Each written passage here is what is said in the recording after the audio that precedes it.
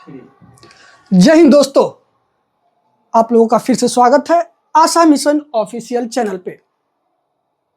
मैं JP sir आप लोगों के बीच बलराम सर जी के मार्गदर्शन में फिर से उपस्थित हुआ हूं, एक नया अध्याय, एक नया चैप्टर लेकर के। जैसा कि हमने आप लोगों को कहा था कि हम आशा मिशन ऑफिशियल चैनल पर सभी विषयों का एक नया यात्रा शुरू होगा, तो हमने उसमें इतिहास का पन्ना उल्टाने का कोशिश किया था, जिसमें मैंने मुगल काल का शुरुआत किया था। मुगल काल के दरमियान ही हमने बाबर के बारे में संक्षिप्त और अच्छी तरह से साधारण भाषा में आप लोगों को बताने का प्रयास किया था। आज उससे आगे का मैं बाबर के बारे में ही एक ऐसे युद्ध को लेकर के आया हूं आप लोगों के बीच, जिससे भारत का भविष्य चेंज हो गया। एक ऐसा युद्ध जिसने भारत का इतिहास बदल के रख दिया। एक ऐसा युद्ध जिसके बाद भारत का इतिहास में एक ऐसे वंश का स्थापना हुआ जिसने लगभग 300 साल तक भारत पर शासन किया। आइए हम इस युद्ध के बारे में आसान से आसान भाषाओं में समझने का प्रयास करते हैं। जैसा कि हमने बताया, पानीपत का युद्ध एक ऐसा युद्ध जिसने भारत का भविष्य चेंज कर दिया। भारत ही नहीं बल्कि बाबर का भी भविष्य चेंज कर दिया। वह बाबर जो कि मध्य एशिया के क्षेत्र में भटकता हुआ घूम रहा था, जिसका न ही अपना कोई स्थान था, न ही अपना कोई राज्य। आज हम उसी बाबर के बारे में बताएंगे और उसी बाबर का एक युद्ध के बारे में जानकारी आप लोग को देंगे, पानीपत का युद्ध। चलिए थोड़ा सा हम जानते हैं पानीपत के युद्ध के बारे में। पानीपत का प्रथम युद्ध। पता है बाबू, एक बहुत अच्छा कहावत है, घर का भेदी लंका डाहे। आप लोग भी सुने होंगे, ये हमारे बिहार में यह किस्सा प्रचलित है कि घर का भेदी लंका डाहे। इसका मतलब है कि घर का लोग ही, घर का मेंबर ही घर का बातों को बाहर तक फैलाता है। और कुछ ऐसा ही हमारे भारत के इतिहास में भी हुआ। हमारे भारत के इतिहास में भी कुछ ऐसा ही घटना घटित हुआ, जिस वजह से हम आज पानीपत के युद्ध के बारे में पढ़ने जा रहे हैं। आप लोग सोचिएगा कि सर आपने ऐसा बात क्यों कहा, ये जो कहावत आपने कहा ये क्यों कहा, इसके पीछे क्या ऐसा कारण था। तो इस कहावत के कहने के पीछे एक बहुत रोचक बात है।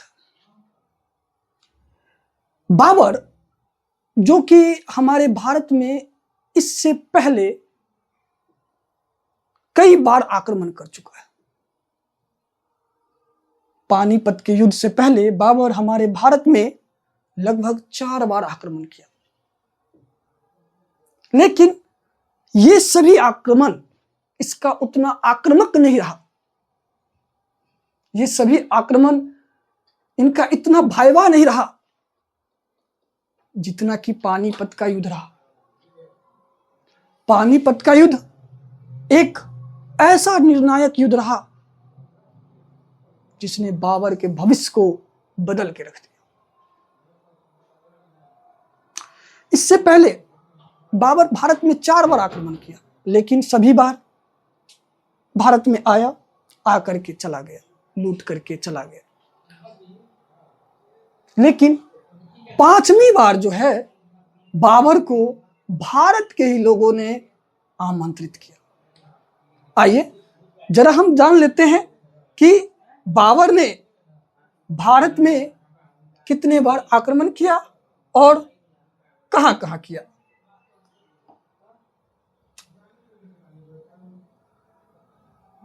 बाबर भारत पर पानीपत के युद्ध से पहले 4 बार आक्रमण कर चुका था। सबसे पहले उसने आक्रमण 1519 में भारत का एक पश्चिम उत्तर भाग है बाजोर और भेरा। बाजोर और भेरा पर बाबर ने सबसे पहला आक्रमण किया और बाजोर और भेरा को किला कर जीतकर उसे लूटकर वापस फिर से काबुल चला गया। हमने बताया था, आपको ध्यान होगा कि 1504 में, कब 1504 में 1504 में बाबर काबुल आया था, काबुल विजय किया।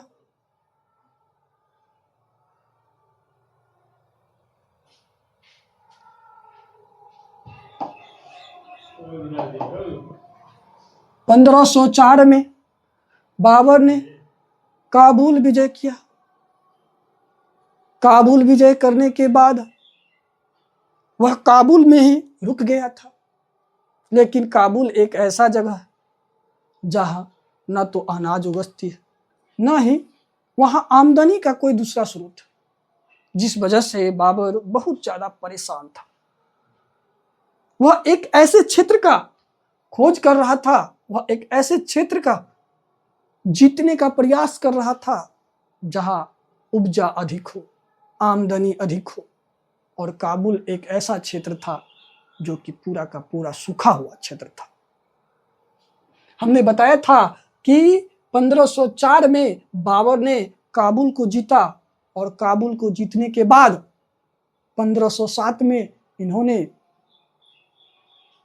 बादशाह का उपाधि धारण किया था। पूरे विश्व में पहली बार किसी ने बादशाह का उपाधि धारण किया था तो वो था बाबर।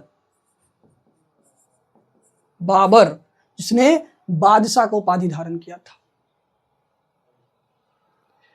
इन्होंने पहली बार भारत में 1519 में बाजोर और भेरा पर आक्रमण किया, जो कि उस समय के भारत के पश्चिम उत्तर भाग था। अभी के समय में बाजोर और भेरा पाकिस्तान में पड़ता है। अभी के समय में बाजोर और भेरा पाकिस्तान में पड़ता है। बाजोर अभियान के बाद यह वापस फिर से काबुल चला गया था। इसी बीच में काबुल है बाबू, इसी बीच में काबुल है और इसी रास्ते से वह भारत में प्रवेश किया था।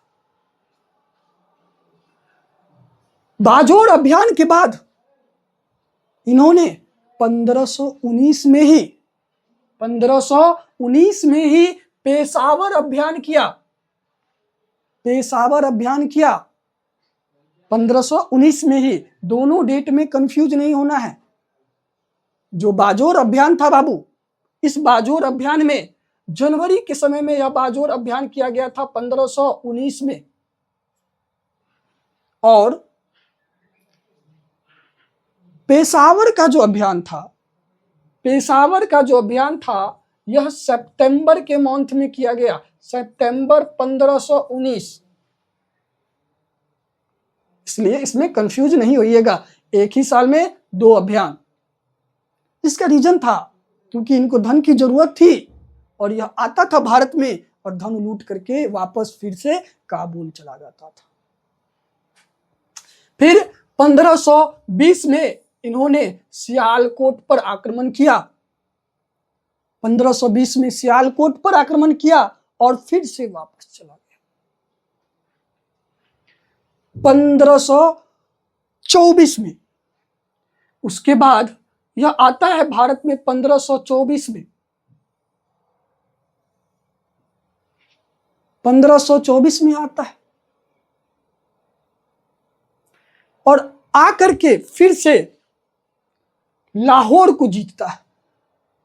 लाहौर जीतकर यह वापस चला जाता है। लेकिन बाबू, इसे फिर भारत आना था। 1524 में ही इस बात का डिसाइड हो गया। डिसाइड करने वाला कौन था? तो तत्कालीन भारत के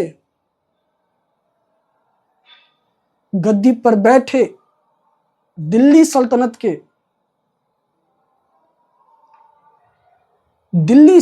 के राजा सुल्तान उन्हीं के अपने लोग थे।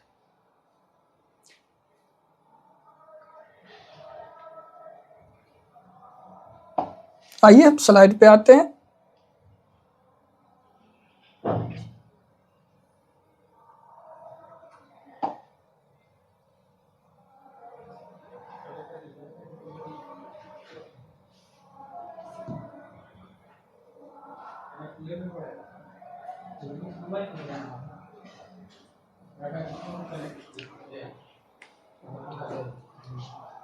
बाबर के आने से पहले बाबू, भारत के दिल्ली के गद्दी पर इब्राहिम लोदी, जो कि लोदी वंश का शासक और दिल्ली सल्तनत का अंतिम शासक था,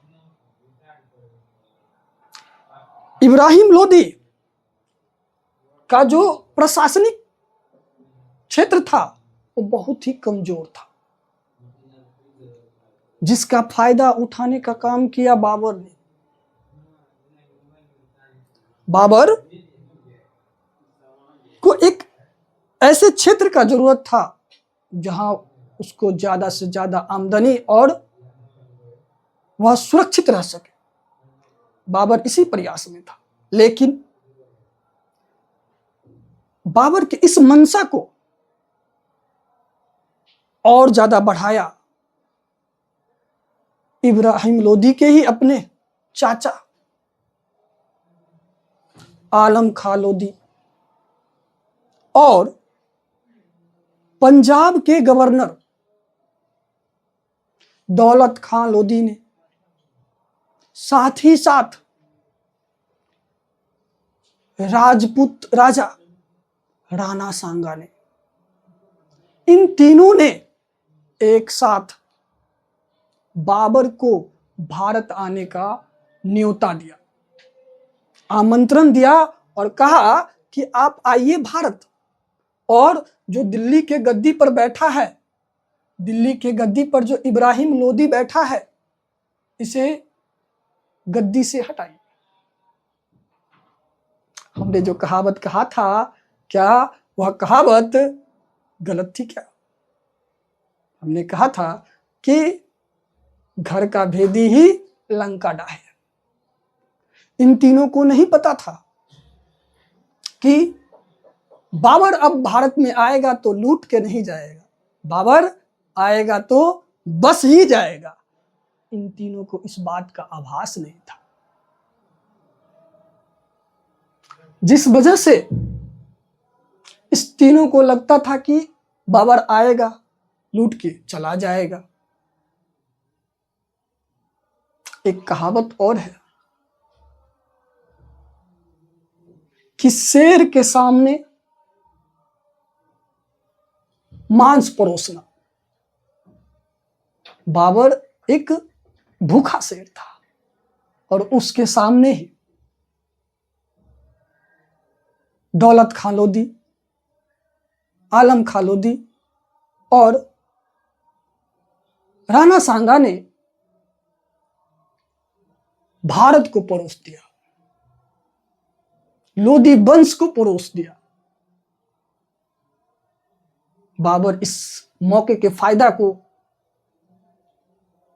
गंवाना नहीं चाहता था, इसलिए इसने एकदम जोरों शोर से और बढ़िया युद्ध प्रबंधन के साथ 1525 में काबुल से भारत पर आक्रमण करने के लिए निकल गया।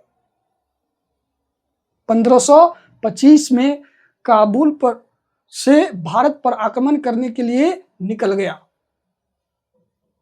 जैसा कि हमने बताया, दौलत खां लोधी पंजाब का गवर्नर और आलम खां लोधी,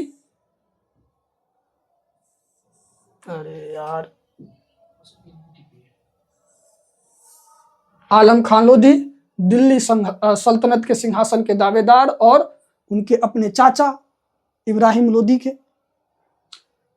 तीसरे थे राणा सांगा।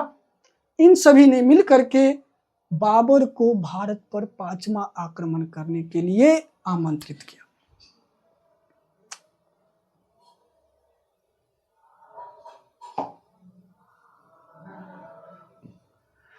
हमने क्या कहा कि 1525 में बाबर ने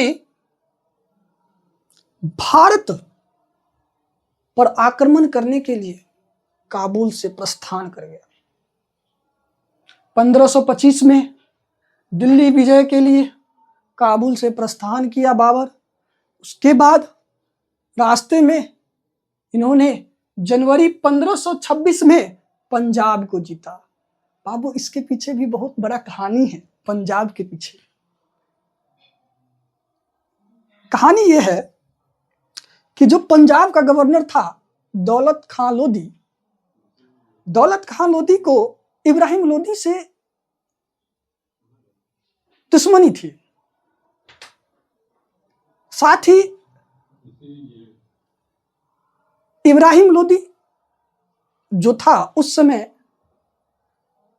सभी अफगान सरदारों को मार रहा था, जिस वजह से दौलत खां लोधी और डरा हुआ था और चाहता था कि हम इब्राहिम लोधी को कैसे भी मार दे और उसे गद्दी से हटा दे। जिस वजह से इसने जो दौलत खां लोधी था, इसने बाबर को इनवाइट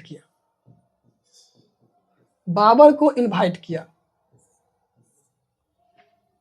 लेकिन जैसे बाबर 1525 में काबुल से निकला और पंजाब आया, ये जो दौलत खां लोधी था वह पलट गया, अपने बातों से पलट गया और विद्रोह कर दिया। विद्रोह किससे? तो विद्रोह बाबर से किया था, क्योंकि यह पहले तो बाबर से मिल चुका था। लेकिन जब बाबर पंजाब पहुंचा तो जो दौलत खां लोधी था वह पलट गया, अपने बातों से पलट गया। बोला कि हम आपके साथ नहीं है, हम आपके साथ युद्ध में नहीं जाएंगे। इसलिए बाबर ने पहले दौलत खां लोधी को हराया और पंजाब को अपने कब्जा में लिया। पंजाब जीता। पंजाब जीतने के बाद अप्रैल 1526 में बाबर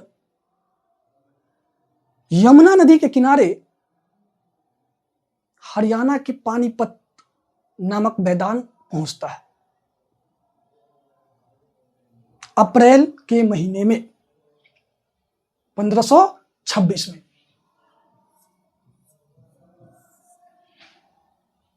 पानीपत के मैदान पहुंचता है, जो कि यमुना नदी के किनारे है। वहां आकर बाबर ने इब्राहिम लोधी के सेना को भांपने का प्रयास किया। भांपने का मतलब यह होता है बाबू कि जो इब्राहिम लोधी का सेना है उसकी क्या कमियां हैं, उसकी क्या कमजोरियां हैं, उसका क्या खासियत है, उसकी क्या तैयारी है, इस बात को उस यमुना नदी के किनारे पानीपत के मैदान पर लगभग 1 सप्ताह अपने सेनाओं के साथ इंतजार करके इस चीज का अनुमान लगाया बाबर ने। बाबर का यह बहुत बड़ा खासियत था बाबू, क्योंकि कहावत भी है, जब शेर अटैक करता है तो वह पहले सारी स्थिति को जांच लेता है। वही काम किया बाबर ने। अटैक करने से पहले सारी स्थिति को भांप लिया और तब 21 अप्रैल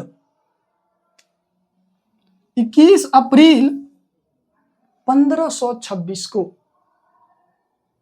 बाबर और इब्राहिम लोदी की सेना आमने सामने आती है पानीपत के मैदान में। बाबू आपको जान के बड़ा आश्चर्य लगेगा, बाबर जो कि काबुल से निकला था वह अपने साथ मात्र 12,000 सैनिक लेकर के आया था, मात्र 12,000। और दिल्ली सल्तनत के सुल्तान इब्राहिम लोदी की सेना लगभग में 1 लाख सेना था,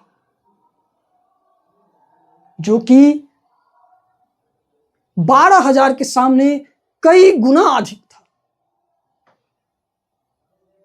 सोचने वाली बात है बाबू कि मात्र एक तरफ छोटा सा और दूसरी तरफ बड़ा सा। यहां पे भी एक कहावत है हमारे गांव घर में कि एक छोटी सी चींटी हाथी के नाक को दम कर बैठती है।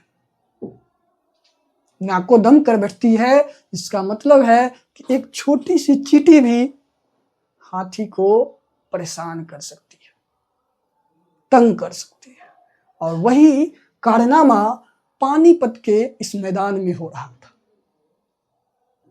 जब 21 अप्रैल 1526 को बाबर और इब्राहिम लोदी की सेना आमने सामने आई तो यह स्थिति देखने लायक थी बाबू कि एक तरफ 1 लाख सैनिक और दूसरे तरफ मात्र 12,000 सैनिक। यह कहीं ना कहीं युद्ध का जो परिभाषा होता है उसी को बदल देता है। लेकिन फिर भी बाबर ने हिम्मत नहीं हारी और युद्ध के लिए रणभूमि में तैयार हो खड़े। जानते हैं बाबू, ये जो इब्राहिम लोदी का विशाल सेना था ना, ये कोनो कामे का नहीं था, बुड़बकहा था इब्राहिम लोदी।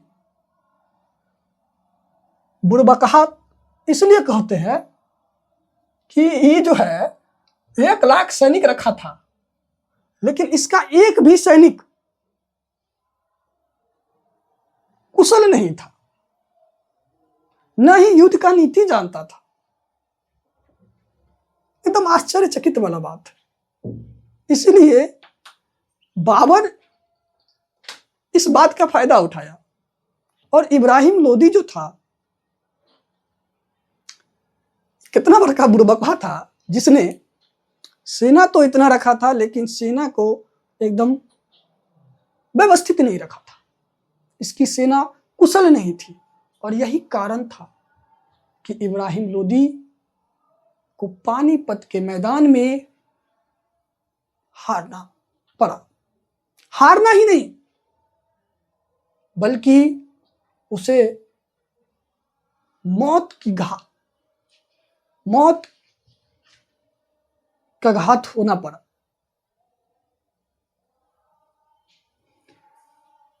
इब्राहिम लोदी की जो सेना थी बाबू, वह एकदम अकुशल थी। युद्ध भूमि में युद्ध करना नहीं जानता था, जिस वजह से जो इब्राहिम लोदी थे वह पानीपत के मैदान में ही वीर गति को प्राप्त हो गए। यहां से भी बोर्ड एग्जामिनेशन में कई बार क्वेश्चन उठता है कि दिल्ली सल्तनत के ऐसे कौन शासक थे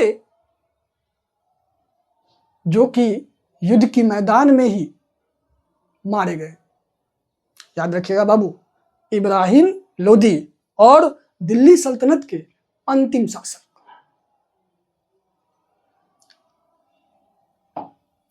बाबर का जो सेना था बाबू, बाबर का जो सेना था वह कुशल और युद्ध में परंपरागत तरीकों से एकदम निपुण था।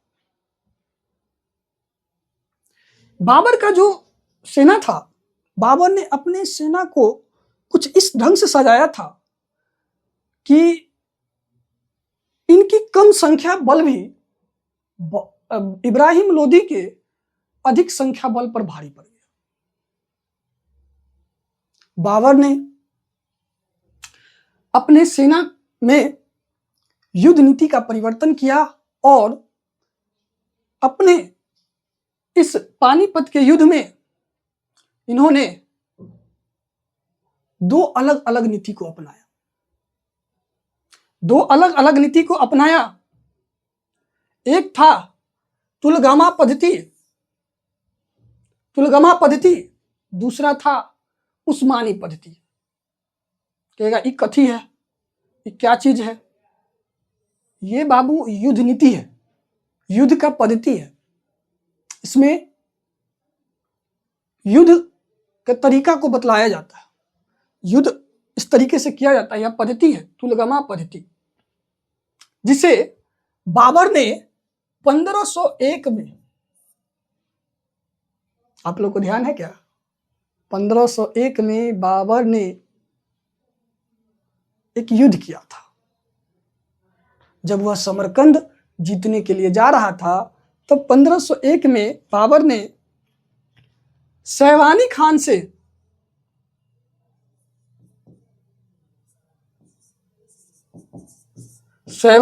से युद्ध किया था। वही सैवानी खान जो उज्बेक वंश का शासक था।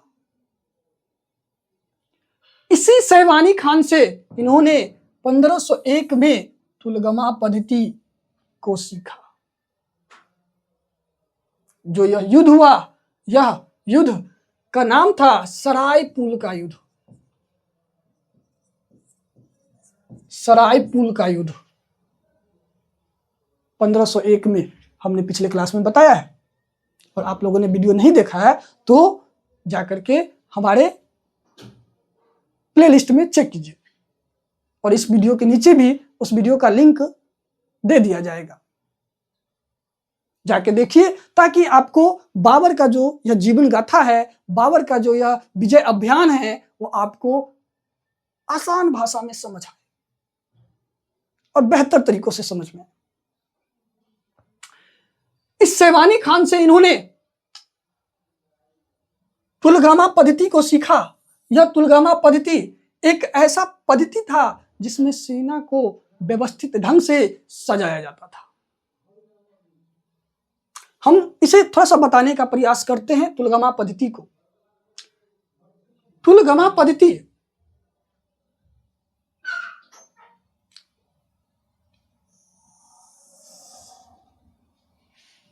एक सेकंड रुक जाइए, इसको क्लीन करते हैं, एक नया पेज लेते हैं। नहीं, यही हो जाएगा। मान लेते हैं बाबू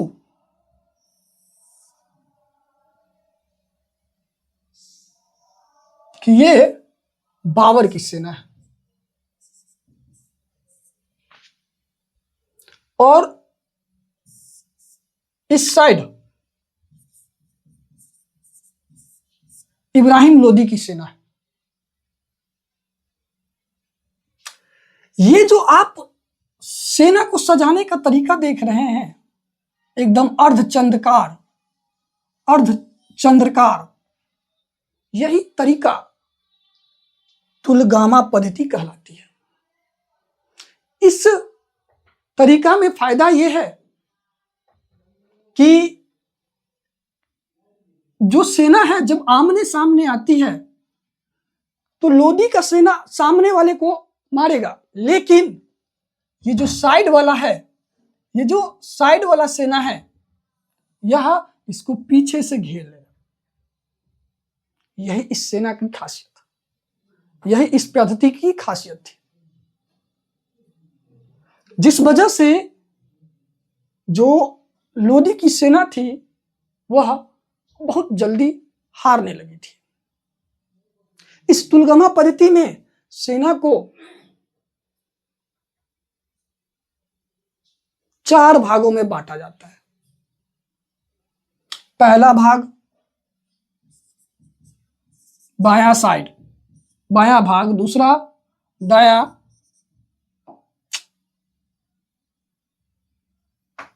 अच्छा रुकिए, अच्छे जगह पर लिखते हैं, क्लीन करते हैं।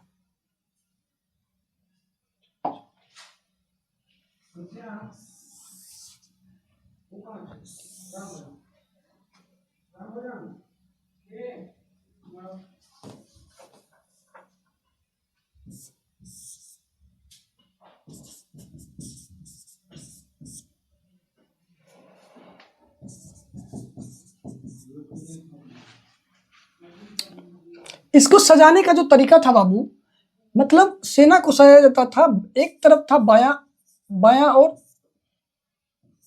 दूसरे तरफ था दायां, और बीच में केंद्र,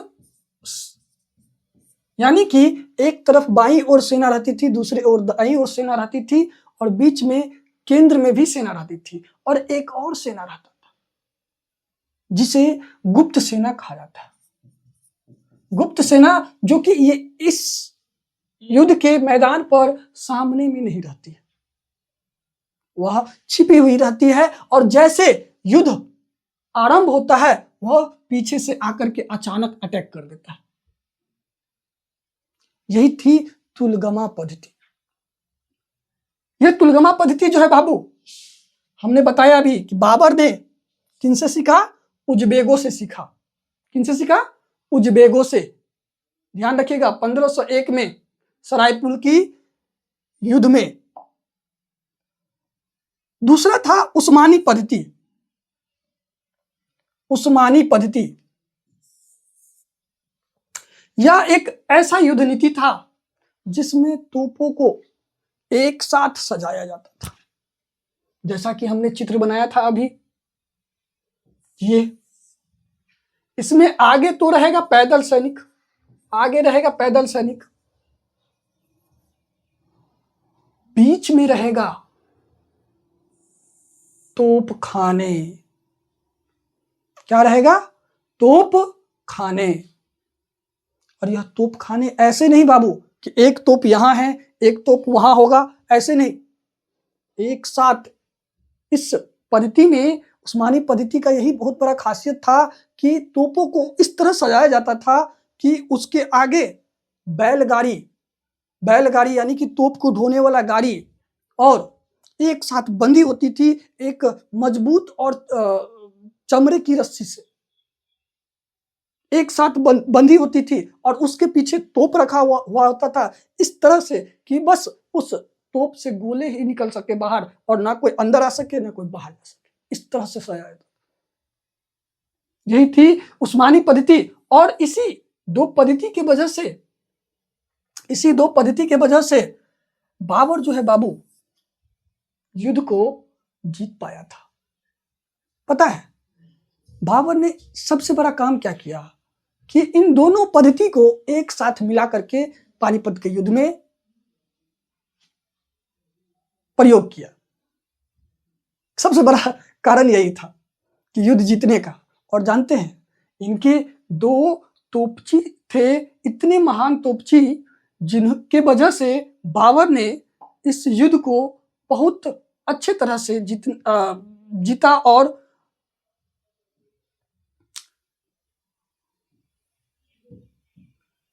इनके दो तोपची थे, उस्ताद अली, उस्ताद अली,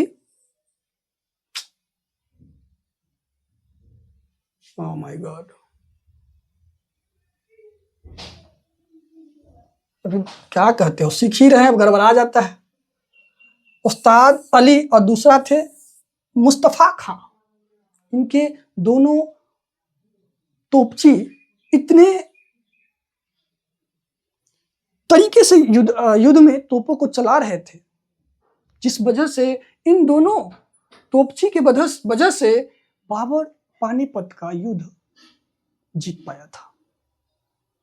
ध्यान रखिएगा बाबू, क्वेश्चन बार बार पूछता है कि बाबर के साथ दो तोपची थे, वह कौन थे, उनका नाम क्या था? उस्ताद अली और मुस्तफ़ा खां। मुस्तफ़ा खां, उस्ताद अली और मुस्तफ़ा खां। ये क्वेश्चन बार बार पूछा जाता है, ध्यान रखिएगा, ठीक है? ध्यान रखिएगा सभी आदमी।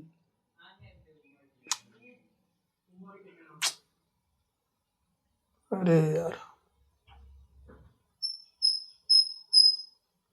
क्या हो जाता है?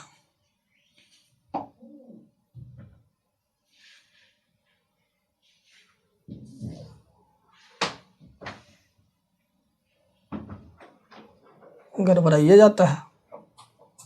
अभी धीरे धीरे सीख रहे हैं बाबू, सारा सीख जाएंगे।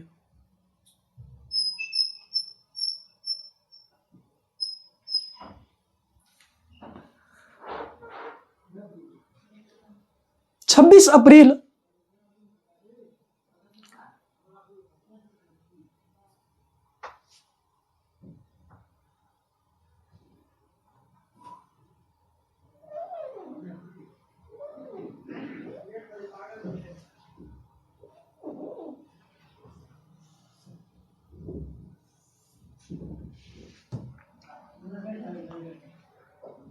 जैसे ही बाबर युद्ध जीतता है, जैसे ही बाबर युद्ध जीतता है बाबू, वह तुरंत दिल्ली के लिए रवाना होता है।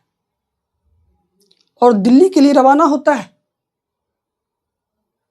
साथ में अपने पुत्र हुमायूं को आगरा भेज देता है। 26 अप्रैल 1500 को 26 अप्रैल को जब, अरे इसको क्या हो गया है ये, एक मिनट बाबू आप लोग रुकिएगा।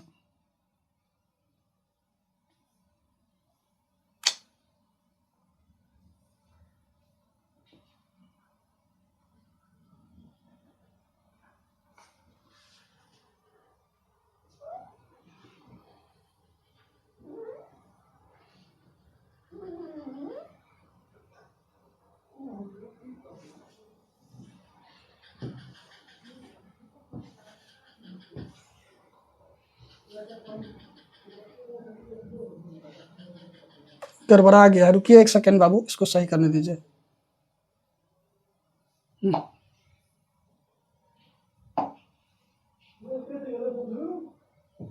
अब सही लग रहा है, हो गया।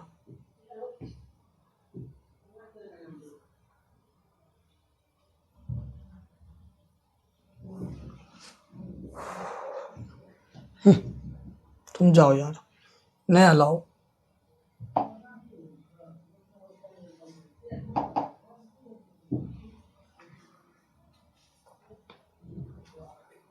फिर से वही आ गया, हाँ सही है। अब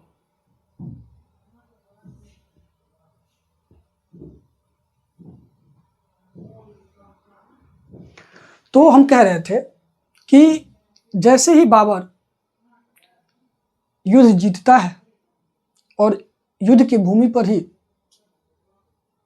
दिल्ली सल्तनत के जो सुल्तान थे इब्राहिम लोदी, उनकी मृत्यु होती है। बाबर तुरंत दिल्ली के लिए रवाना होता है और दिल्ली पहुंचकर 26 अप्रैल 1526 को, ध्यान रखिएगा डेट बाबू, 26 अप्रैल 1526 को दिल्ली के जमा मस्जिद में बाबर के नाम पर खुतबा पढ़ाया जाता है। बाबर के नाम पर खुतबा पढ़ाया जाता है और उसी दिन से एक नया वंश मुगल वंश का भारत में स्थापना होता है। साथ में पता है बाबू, बाबर बड़ा चालाक था, खुद तो दिल्ली आया और अपने पुत्र हुमायूं को आगरा भेज दिया, क्योंकि जो इब्राहिम लोदी की राजधानी थी, जो कि दिल्ली सल्तनत की राजधानी थी उस समय में, आगरा में ही चल रही थी और जितना राजकाज था सारा आगरा में ही था, जिस वजह से बाबर ने अपने पुत्र हुमायूं को आगरा भेज दिया। इस युद्ध में बाबू बाबर ने जब यह युद्ध जीतता है तो यह एक नया उपाधि लेता है, कलंदर का। क्या चीज का? कलंदर का उपाधि लेता है। कलंदर का उपाधि लेता है। क्या होता है कलंदर का मतलब? कलंदर का मतलब क्या होता है?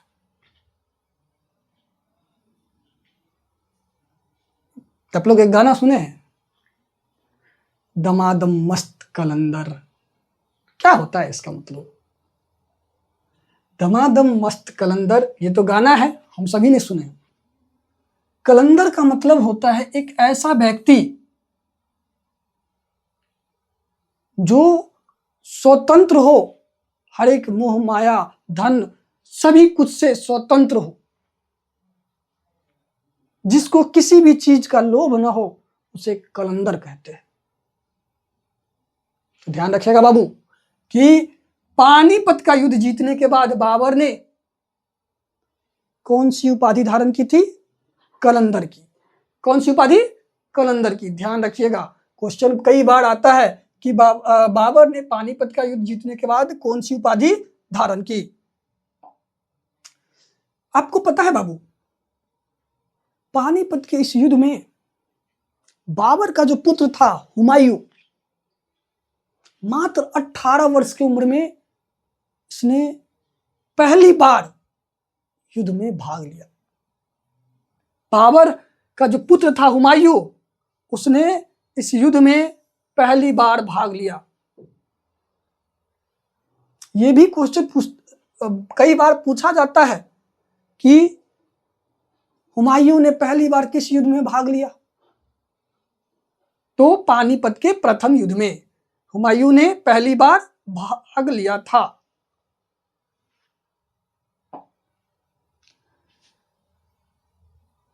बाकी का क्लास आपको आगे के क्लास में रहेगा। अगर आपको अच्छा लगे तो चैनल को सब्सक्राइब कीजिए, लाइक कीजिए, कमेंट कीजिए और इसी तरह प्रत्येक दिन आपको एक नया क्लास मिलता रहेगा। धन्यवाद।